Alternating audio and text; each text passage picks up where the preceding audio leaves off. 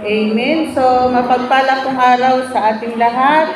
At tayo po ay dadako na po sa pagbabasa ng sa pag-aaral ng salita ng Panginoon. At ito po ay matatagpuan po natin sa Malakias chapter 3, verses 6 to 12 po. Sinasabi po rito, "Ako si Yahweh, hindi pa kayo lubusang nalilipol sapagkat hindi ako nagbabago sa aking pangako. Subalit tulad ng inyong mga ninuno, tumalikod kayo at sinuway ninyo ang aking mga kautusan. Manumbalik kayo sa akin at manunumbalik din ako sa inyo," sabi ni Yahweh na makapangyarihan sa lahat. Tinatanong ninyo, paano kami manunumbalik sa inyo? Ang tanong ko naman, matuwid ba ang pagnakawan ng tao ang Diyos? Hindi, ngunit pinagnanakawan ninyo ako sa paanong paraan. Sa mga ikasampung bahagi at mga handog, isinusumpa ko kayong lahat sapagkat ako'y pinagnanakawan ng buong bansa. Dalhin ninyo ng buong buo ang inyong mga ikasampung bahagi. Hello. Amen.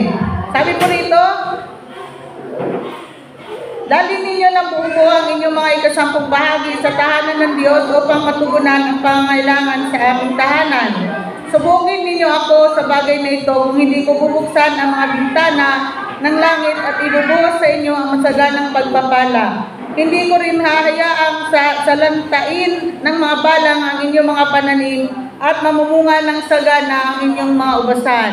Dahil dito'y sasabihin ng lahat ng bansa na kayo mapalad sapagkat napakainam manirahan sa inyong lupain. Sabi ni Yahweh na makapangyarihan sa lahat. So tayo po muna'y manalangin. Hallelujah. Purihin ka aming Ama sa oras na ito sa iyong kabutihan at kabanalan ugad at sa iyong kapangyarihan at katapatan mo sa aming mga buhay.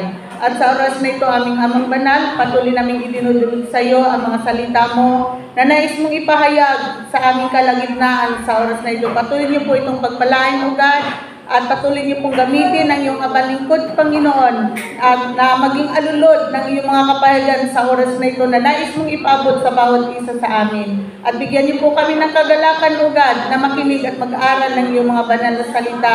At salamat din po sa iyong banal na Espiritu Santo na pangunahan kami, Panginoon, sa oras na ito sa aming kalagitnaan ng iyong abalingkod, Panginoon, sa pagpapayag ng iyong mga banal na salita ugad.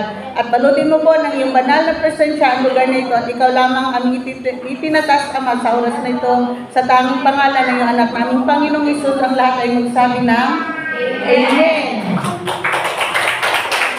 So ating pong pag-aaralan ngayon ay tungkol po sa ating mga ikapo. Kuminsan, yung tithes o yung ikapo ay hindi po natin winawalan ng halaga. Pero ang ikapo po ay isang batas o isang utos sa atin ng Diyos, sapagkat ito mo ang susi upang maranasan natin ang mga pangako ng Panginoon, ang mga pagpapala na nais po niyang ipaaranas sa bawat isa sa atin. Sino po ba dito ang gusto niyang maranasan ang mga pagpapala ng Panginoon, ng mga pangako niya sa atin? Amen. So meron pong dapat tayong gawin, meron tayong dapat sundin upang makamtan po natin ang mga pangako ng Diyos. Akala po natin na ang pagtalikod sa Panginoon ay pamumuhay sa kasalanan, sa masamang agos ng mundong ito, sa mga bisyo at sa masamang uri ng kita ng laman. Hindi po. Kung minsan nagagalit tayo sa mga tao na sila ay magnanakaw, sila ay nangungupit, sila ay nagsisinungaling, pero hindi natin naisip na tayo pala ay isa ring magnanakaw, isa rin tayong sinungaling o mandaraya. Amen? Sapagkat nakikita po ng Diyos ang lahat ng ating ginagawa. Wala tayong pwedeng ilihim sa Panginoon, sapagkat lahat ng ating ginagawa, lalong-lalo po pag nasa loob tayo ng templo ng Diyos, ang Diyos po ay nakatingin sa ating mga ginagawang pagsamba. At ang pagsamba, hindi lamang ito portion ng pag-awit o pagpupuri sa Diyos o pasasalamat, kundi ang bahagi rin po ng ating pagsamba ay din po sa pakikinig ng salita ng Panginoon, kundi ang isa pa pong ang ating pagsamba ay tayo po ay magbigay ng tapat sa Panginoon sa mga pagpapala na ipinagkakaloob niya sa atin sa araw-araw. Kaya kung hindi po natin ito susundin, tayo po ay sasalutin. Kung ito'y ating susundin, maranasan natin ang mga pangako ng Panginoon. Kaya wag po natin, walang kabuluhan sa oras na ito ang mga salita ng Diyos na nais po niyang ipaabot sa bawat isa sa atin. Dahil hindi kalooban ng Panginoon na tayo po ay maghirap hanggang sa ating pagtanda, hanggang sa oras ng ating kamatayan. Amen?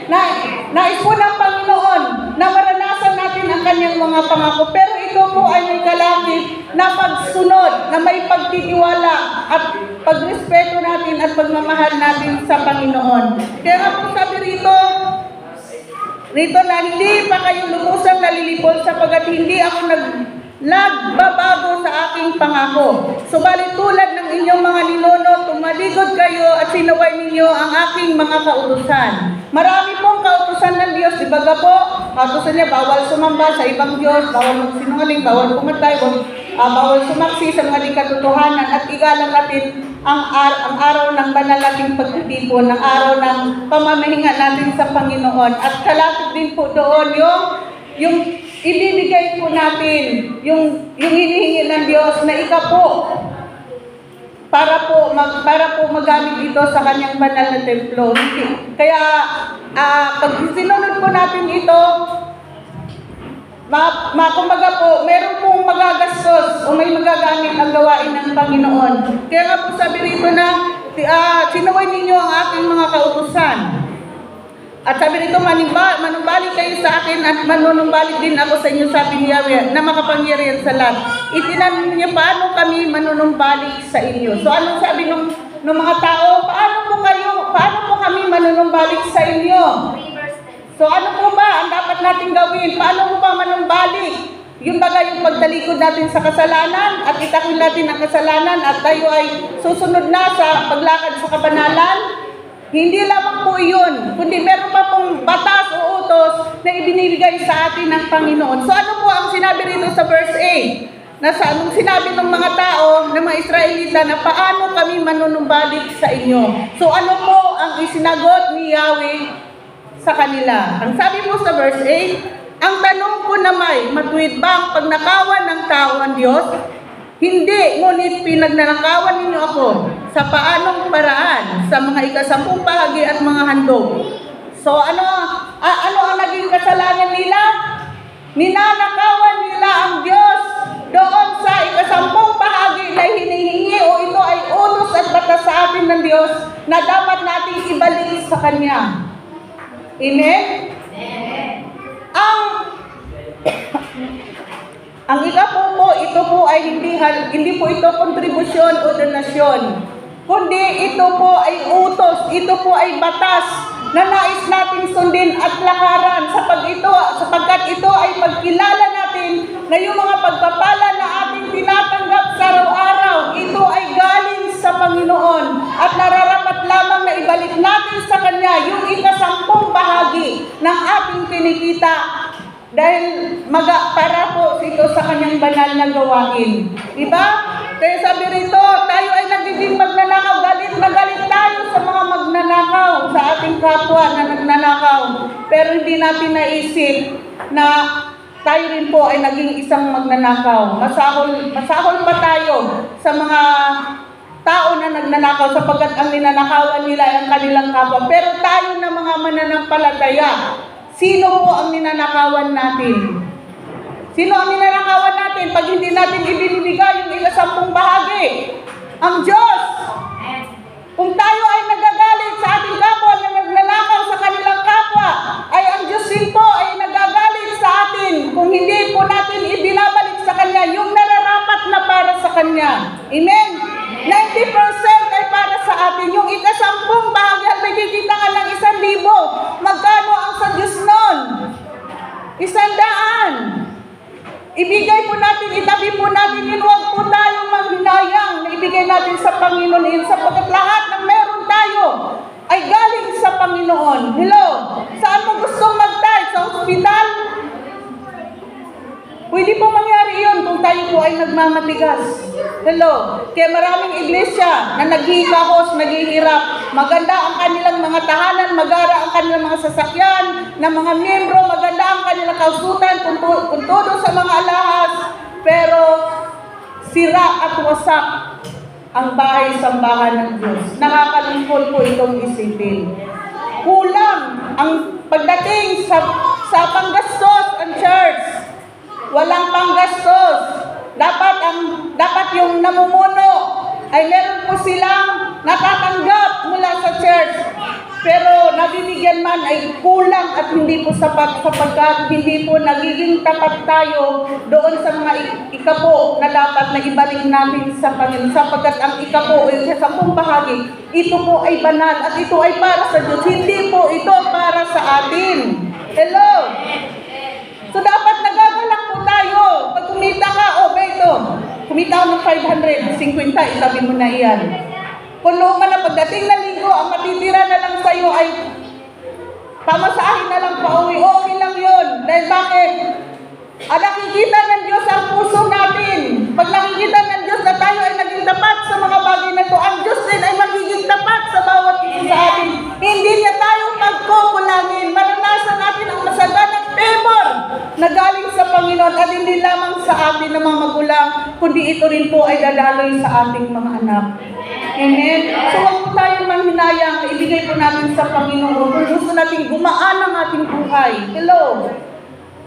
Puro paghihikaos po ang ating maranasan. Mabigat ang buhay kahit anong gawin natin, hindi sapat. Bakit? Dahil hindi tayo naging tapat at hindi natin nirerespeto ang Panginoon sapagkat hindi natin ibinabalik sa Kanya ang nararapat na para sa Kanya.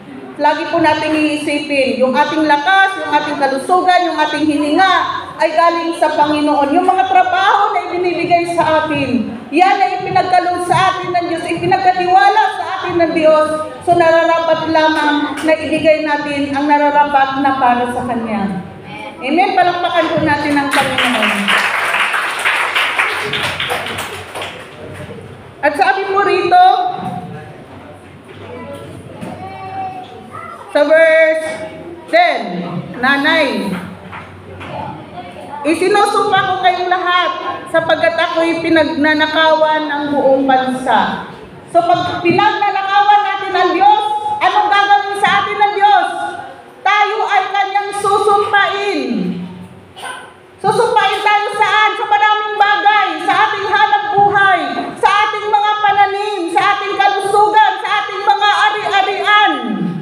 Pwede po yung sumpain ng Diyos pag hindi po tayo nagiging tapat sa Panginoon. So paano tayo magkatiwalaan ng Diyos sa malaking bagay kung sa maliit pa lamang na bagay ay hindi tayo nagiging tapat sa Panginoon na ibalik natin sa Kanya iyon. Hello, hindi po tayo pagkakatiwalaan ng Panginoon sa mas malaking bagay sapagkat lalo po tayong mamuhay sa kasalanan. Lalo po tayong dumiliin. Lalabagin natin ang utos na ito ng Panginoon. Kaya, sabi po rito na isusumpain tayo ng ating Panginoon pag ito po ang ginawa natin, na hindi po natin ibalik sa Kanya ang nararapat na para sa Kanya, na hindi naman po natin may-ari yung ikapo. Sa Diyos po yun. At dapat dalhin natin sa templo ng Diyos para po magamit sa Kanyang banal na gawain. Sabi po rito, sabi po rito, pwede po niyang sumpain ang ating buhay, yung ating kalusugan, bigyan tayo ng karamdaman, yung ating pananim, kahit anong ganda niyan, anong fertilizer ilagay mo dyan, pinakamagandang fertilizer. Pag tayo ay hindi tapat sa Diyos, pwedeng sumpain ng Diyos ang ating mga pananim. Hello? Yung ating mga ari-arian, isang pitik lang yan ng Panginoon. Pwede yang mawala sa iyo. Yung ating kalusugan, ang lakas-lakas mo ngayon, pero naging madamot tayo sa gawain ng Panginoon. Tayo nanghihinayang na magbigay para sa gawain ng Panginoon. Anong mangyayari? Isang pitik ng Diyos, pwede kang magkaroon ng mabigat na karamdaman. At saan ka magtatay? Saan ka magbibigay? Sa ospital, sa mga doktor, sa mga gamot. Anong gusto natin? Tayo ay magbibigay sa church o tayo ay gumastos sa ospital at sa mga doktor at sa mga gamot na ating iniinom? Hello? So dapat po maging tapat po tayo, mga kapatid, sa mga bagay na ito. Kahit maliit na bagay yan, pag nakita ng Diyos na naging tapat tayo diyan, tayo po ay pagpapalain lalo ng Panginoon upang lalo tayong makagawa ng mga kabutihan. Hindi lamang sa gawain ng Panginoon, kundi sa mga kapatid natin sa pananampalataya na nangangailangan ng tulong. Amen? Amen! Ang sabi po sa verse 10, sabi po rito, dali ninyo ng buong buo ang inyong mga ikasampung bahagi sa tahanan ng Diyos upang matugunan ang pangangailangan sa aking tahanan. Subukin ninyo ako sa bagay na ito kung hindi ko buksan ang mga bintana ng langit at ibubuhos sa inyo ang masaganang pagpapala. Ano sabi rito? Dalhin ninyo ng buong buo ang inyong mga ikapo sa templo ng ating Panginoon.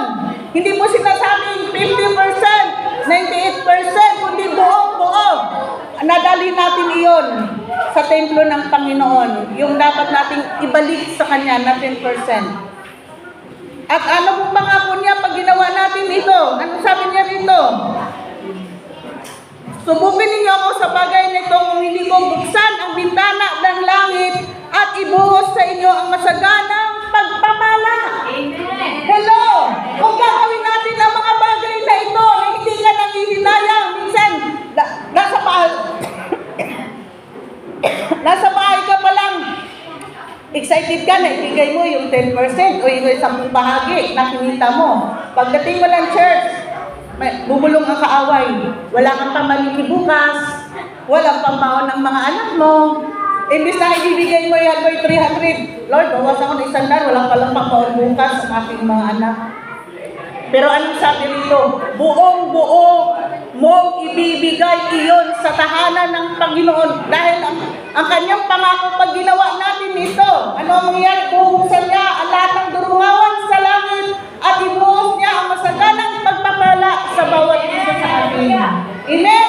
Palakpakan din natin ng Diyos. Kung gusto natin itong maranasan, sabi ng Panginoon, hinahamon tayo ng Diyos, subukin ninyo ako. Sino po ang nagsalita dito? Kandidato ba?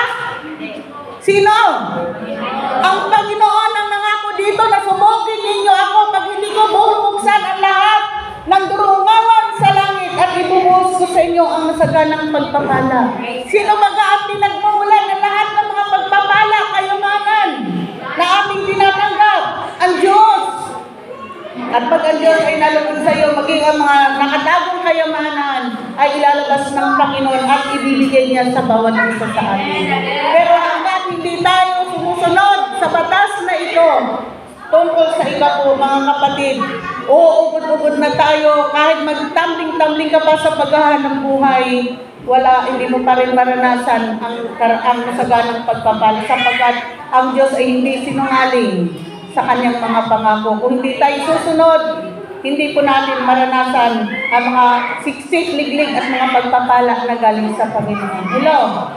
Dahil ang pagbibigay natin ng ikapo, kailangan po gawin natin ito na may pagtitiwala, may pagmamahal sa Diyos. Kasi kung mahal mo ang Diyos, hindi ka po manghinayang na ibigay ito, na hindi parang isipin mo maging mabigat sa iyo. Dahil isipin, budget na ito sa pamilya ko, pambili ko na ito ng bigas, pambili ko na ito ng ulam, pamasahin na ito ng mga anak ko.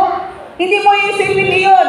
Ibibigay mo yun na may pagtitiwala, na may pagpakumbaba sa Panginoon, na may pag-ibig sa Diyos at maggagawa mo ang bagay na ito na may kagalakan sa iyong puso.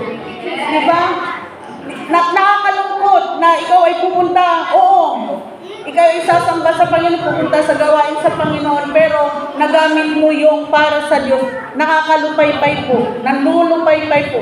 Ako'y nanlulupay-pay, ako'y malungkot. Pag ako'y ang ibibigay ko lang sa Panginoon, dahil halaga lang, ay talaga po ako'y malungkot. At alam ko po na yun po ay biyaya po ng Panginoon yan sa bawat isa sa atin, na binibigyan po niya tayo ng kagalakan at katapatan na gawin ang mga bagay na yun, na may pagmamahal at pagpapasakop sa kanyang mga utos. Amen? Okay, so sabi po rito, dali natin ang buong buo. So buong buo ha? Buong buo, sabihin mo nga sa kanat kaliwa mo, buong buo. Hindi kalahati. Amen. Ang Ang sabi po sa Pilipos 4:19, at buwan sa hindi mauubos na kayamanan ng Diyos, ibibigyan niya ang lahat ng ating pangangailangan sa pamamagitan ni Kristo Jesus. Ibibigay niya ang lahat ng lahat ng ating kailangan buhat sa kayamanan niyang hindi maubos-ubos. May pagkaubos po ba ang kayamanan ng Diyos? Di ba wala? Kapagkat siya ang nagmamay-ari ng lahat ng bagay sa mundong ito. Sa kanya nagmumula ang lahat ng mga kayamanan sa mundong ito, at ang sabi niya, ito ay ibinibigay niya sa mga tao na nararapat na tumanggap nito, na kinalulugdan niya. Kaya kung nagbibigay tayo ng ating mga ikapo, kalulugdan po tayo ng Panginoon, at pag nalulugod sa atin ng Diyos, ibubuhos po niya ang mga pagpapala sa bawat isa sa atin. Amen? Kaya huwag po tayong tumulad na halimbawa, meron ako 500 sa kamay. Ay nasagawain ka ng Panginoon, bumulong sa iyo ang Holy Spirit, ibigay mo yan sa Panginoon. Hindi, kailangan to ng anak ko. Kailangan namin ito kamaling ibigay mo yan sa Panginoon, sa gawain ng Panginoon, at magtiwala ka sa Panginoon. Dahil pag sa oras na ibinitawan mo, ibinuka mo ang kamay mo, mayroong mga pagpapalang babagsak at masasalo mo na mas malaki pa doon sa 500 na inuutos sa iyo na ibigay mo sa gawain ng Panginoon. So paano mo masasalo mo laging nakaganito ang iyong mga kamay? Yung mga ibang pagpapala na nais na ibuhos sa atin ng Panginoon, paano mo yun matatanggap kung laging ganito ang ating mga kamay sa gawain ng Panginoon? Hindi mo po yun, hindi po natin yun makukuha. Pag nalaglag iyon, babagsak lang yun sa lugar. Sayang. Binibigyan po tayo ng pribileyo ng Panginoon na maranasan natin masagalang pagpapala, pero mas pinili natin na huwag sumunod sa mga bagay nito, at hindi po natin, parang walang kabuluhan sa atin ang mga bagay na ito na okay lang na hindi ko bibigay. Na may salumang tipan lang yan ay. Pagdating sa bagong tipan, wala na yan. Yan yung mga inutos rin sa Israelita. So ano yung doon sa bagong tipan? Sa Second Corinthians yata yung sabi doon na sinubok ng mga tao ang ating Panginoon, at nilapitan nila ito upang makakuha sila ng butas sa Panginoon. Ang sabi nila, Panginoon, nararapat po ba na magbigay ng buwis para kay Cesar? So ano ang sabi ng Panginoon? Bigyan mo ako ng isang pilak na tanso. Ibinigay sa kanya, sino, anong pangalan, at kaninong larawan ang narito? Sabi niya, kay Cesar po. So ibigay ninyo ang kay Cesar para kay Cesar, at ibigay ninyo ang sa Diyos ay para sa Diyos. So ano yung para sa Diyos? Balik tayo sa lumang tipan. Ano yung utos doon? Ano yung para sa Diyos? Yung ika-10 bahagi. Yun po yung tinutukoy doon, na ibigay natin yung para sa Diyos. Hindi po natin yung dapat angkinin sapagkat hindi atin ang ika-10 bahagi. Hello? Huwag po tayong manghinayang sapagkat ang Diyos na nangangako sa atin ay tapat na Diyos na hindi nagbabago noon, ngayon, at kailanman. Amen? Kaya maging tapat po tayo mga kapatid sa mga bagay nito. Alam mo, magugulat ka. Magugulat ka na lang, walang pambaon ng anak mo. Bigla na lang may kumamay sa'yo at may nakaipit.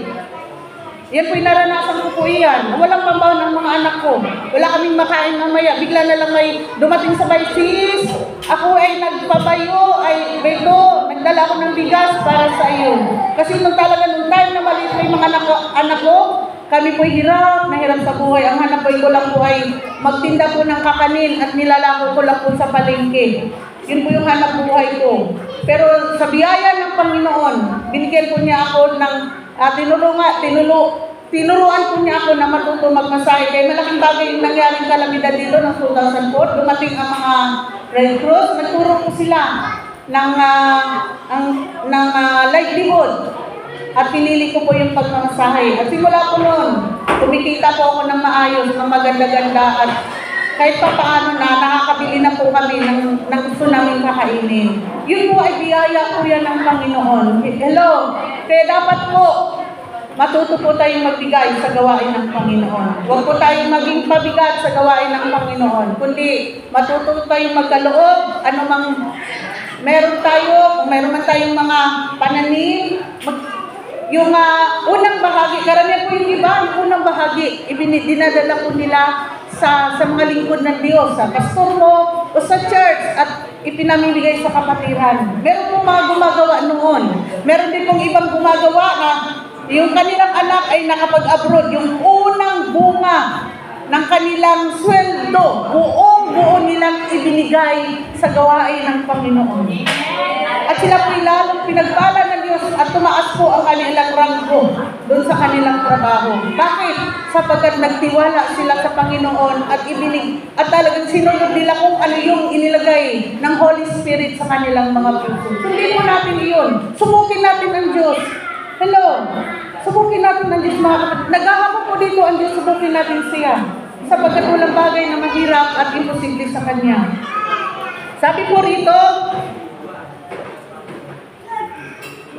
sa Kawikaan, chapter 3, verse 9 to 10, na yung pong pagbibigay po natin ng ating mga ikapo, ito po ay pinaparangalan po natin si Yahweh. Sabi po rito, parangalan mo si Yahweh sa gitan ng iyong kayamanan at mula sa iyong pinakamainam na ani.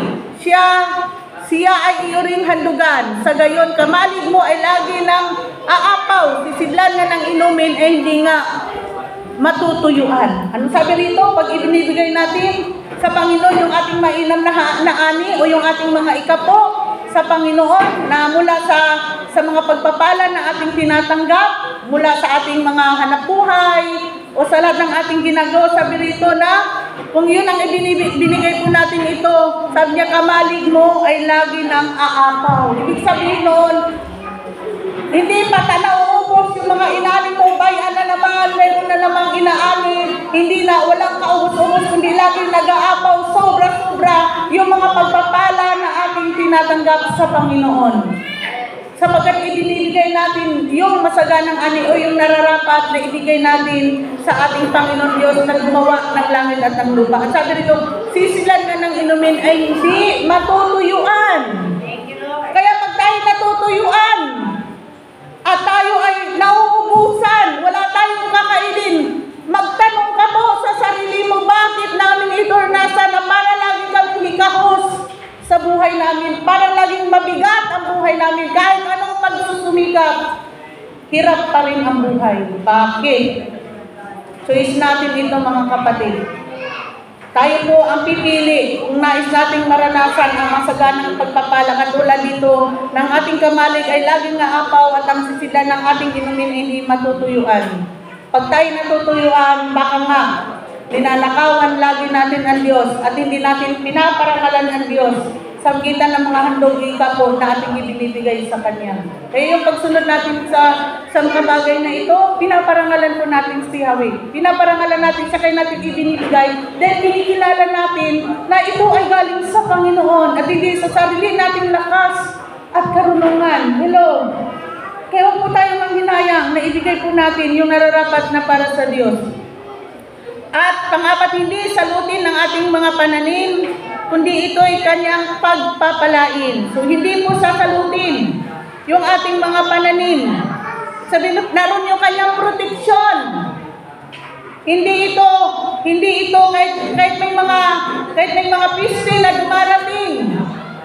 Katulad ng ibang mga lingkod na Diyos, nagkamatayan na ang mga alagang baboy sa paligid nila, nagkamatayan na ang mga manok, pero walang namamatay sa kanilang mga alaga. Bakit?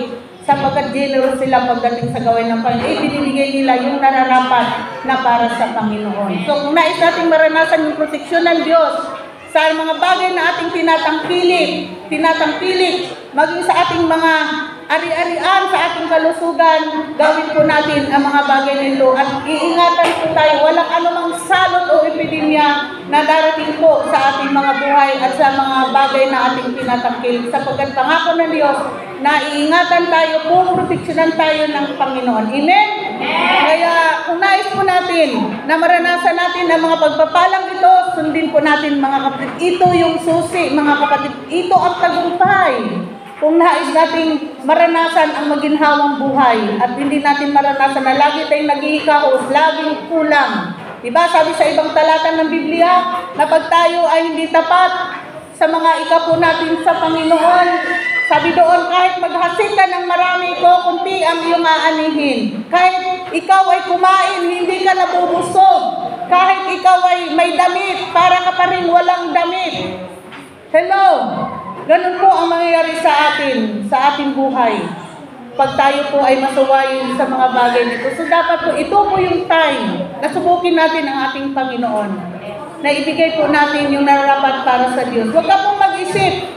Huwag kang mag-isip kung saan mapupunta yan. Lalo na kung yan naman ay ginagamit para sa gawain ng Panginoon. Pag ibinigay mo sa Diyos iyan, ipagkatiwala mo sa Diyos iyan. Ngayon, pag iniisip mo na baka kung saan ito dadalhin, bahala ang Panginoon sa mga tao na humawak mo kung iyon ba idinadala nila sa mga mali na hindi po nakalulugod sa Panginoon. Amen? So, naroon po yung ating pagtitiwala sa Diyos. Basta ang malaga, sumunod po tayo sa bagay na yon. Gawin po natin iyon at maranasan po natin ang mga pangako ng Panginoon sa ating mga buhay, pati sa buhay po ng ating mga anak. Sabi po rito, verse 12. Ang sabi rito, sa verse 11, balik po tayo, hindi ko rin nayang salantain ng mga balang ang iyong mga pananim at mamumunga ng sagana ang iyong mga ubasan.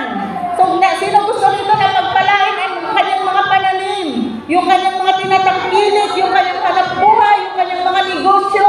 Sabi rito, ito'y kanyang pasasaganain. Ano mang ubasan, meron tayo, hindi lang naman ubasan ito tungkol sa prutas, sa mga pananim, kundi sa lahat po ng ating tinatangkilik sa ating mga hanap buhay. Na ito po ay pasasaganain ng Panginoon, yung ating hanap buhay. So sino po rito nagsabi na dati nagmamasahe lang ako hanggang sa nilagay ng Lord sa puso ko na gumawa po ako ng habon. Kaya kahit pa paano, nadadagdagan po yung aking kita. So nadadagdagan yung ibinibigay ko sa Panginoon at ululuwin ng Panginoon. Nadadagdagan pa niya yung mga gusto niyang ibigay pa sa akin, madadagdagan pa yung ibibigay ko sa Panginoon. So dapat po maging ganun po bawat isa sa atin. Huwag po tayo manghinayang mga kapatid.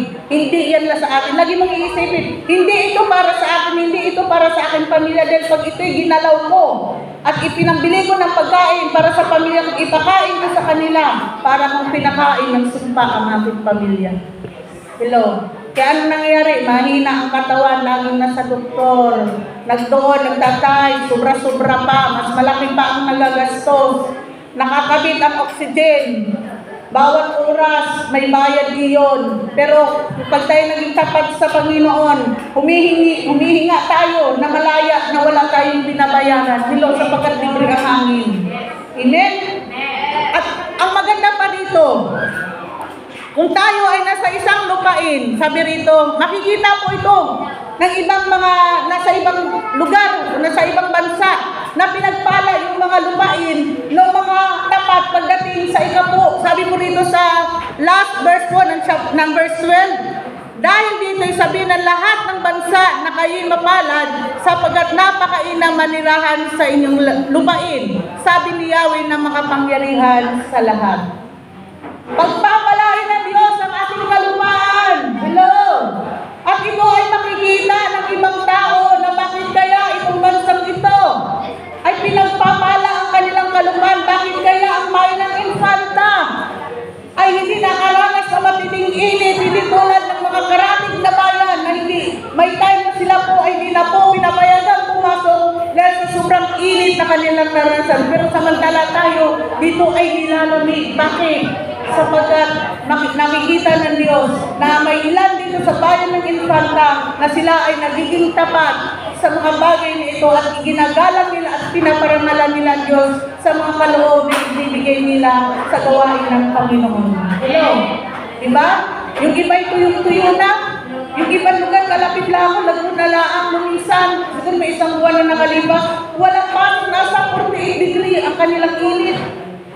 Samantalang tayo dito, giniginaw, naka-jacket. Bakit? Yun ay biyaya ng Panginoon sa bawat isa sa atin. Kaya nga sabi nung driver, nung aking customer, sabi ka na yun ay, aba ako giniginaw dito, samantalang doon sa akin sa Laguna, sobrang init, ay ilang oras lang pag-aambiyahe ng Laguna mula sa Infanta, 2 hours? 2 hours lang siguro. Sobrang init sa kanila kay Chef. Pagdating dito, naghahanap siya ng jacket at yung jacket iniiwan niya sa sakyan, hindi niya akalain na ganito kalamig dito sa bayan natin. Amen? At napakabuti po ng Panginoon sapagkat tuloy-tuloy po yung ating ani. Makita po natin, di ba mga palayan? Laging may tanim ang ating palayan. Pinagpapala ng Diyos ang bayan ng kanta. Bakit?